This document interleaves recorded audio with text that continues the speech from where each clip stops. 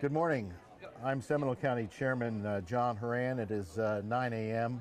on September 11, 2017. For those of you who are in shelters and are our guests, this report will be of interest to you. I know that you had an interesting evening for some of you, and we'll try to continue to make you as comfortable as possible. We had an active night here in Seminole County, and especially here at the Seminole County EOC. The Sheriff's Office today has officers out to assess the travel conditions, and that will be a material factor in deciding to lift the curfew, which is in effect until 6 p.m. today. Operable traffic lights at the present time that are operable are running on backup power. Public Works crews have been staged and will deploy for triage as soon as possible. Standby crews are being called in, and we had several different interesting experiences last night. A person at our shelter at Lyman High School experienced cardiac arrest and was transported to the hospital. One of our dispatchers also had a cardiac episode and is in the hospital. I hope you keep them in your thoughts and prayers. South Seminole Hospital lost one of its backup generators, and we're on standby to evacuate that hospital as possible. We had a lot of babies last night. Our fire department had 12 OB runs for women in labor. 171 of our lift stations right now are without power, so if you have to flush, please flush sparingly. However, all of our Seminole County treatment plants, water treatment plants, appear to be fully functional. As far as the update on the storm is concerned, Hurricane IRMA's heaviest winds impacted Seminole County at 2 a.m. We have received 13 inches of rain thus far, and wind speeds for the remainder of the day will be up to 45 to 65 mile per hour gusts.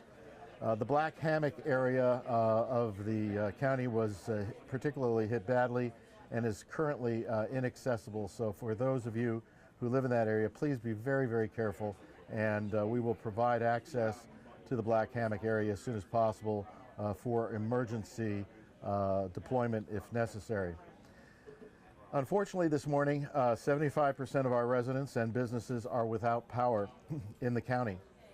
Currently, all critical infrastructure in the county is operating on backup generation. More than half of the county traffic lights are without power, and the remainder are operating on battery power. The curfew is still in effect until 6 p.m. today, Monday, September 11. Crews are currently out assessing damage and clearing the roads. All citizens are asked to stay off the roads until the curfew is lifted so that public safety and utilities can perform their jobs. Excuse me. As I reported yesterday, Seminole County Public Schools, UCF, and Seminole State College will be closed through Tuesday, September 12, and additional information concerning the schools will be provided later today if necessary. When you return to your home, when the curfew is lifted, you should think in terms of some common sense rules of the road, since the majority of the traffic lights may still be out at that time. When you approach a traffic light that is out, treat it like a four-way stop, with the driver on your right having the right of way.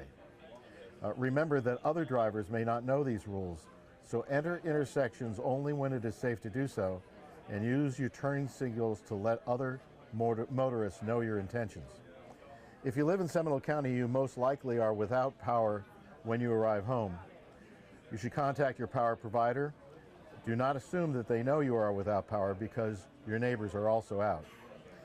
The shelters will remain open tonight for those who may have significant damage to their homes or are without power, or if you have special needs that require you to be sheltered. Some post-storm debris tips: keep your storm debris separate from your other waste. In other words, separate the fallen trees and limbs from your normal household garbage. You should also separate the vegetative storm debris from the construction-related storm debris. All debris must be placed at the curb on the public right-of-way, and generally this is on the road side of the sidewalk. You should not pile the debris directly next to any fire hydrants, in front of your neighbor's driveway, power lines, or other above-ground utilities. Seminole County will keep you apprised of any adjustments made to the transfer station schedule and also with regards to trash pickup schedule. As you know, we had quite a bit of wind last night, and there's certain things that you should keep in mind once the curfew is lifted. The big problem, of course, is standing water and down power lines. Water and down power lines are a very deadly combination. Situational awareness is essential when you're dealing with standing water. If you see a downed power line, don't go near it. If you need to go through standing water, please know what its depth is before you go into it, and make sure there are no downed power lines around. We'll be following up today with more reports for those of you in our shelters. In the meantime, please be patient. We're doing the best we can. As you know, at one time or another, all of our shelters last night experienced a down power situation. So what we'd like you to do is just cooperate and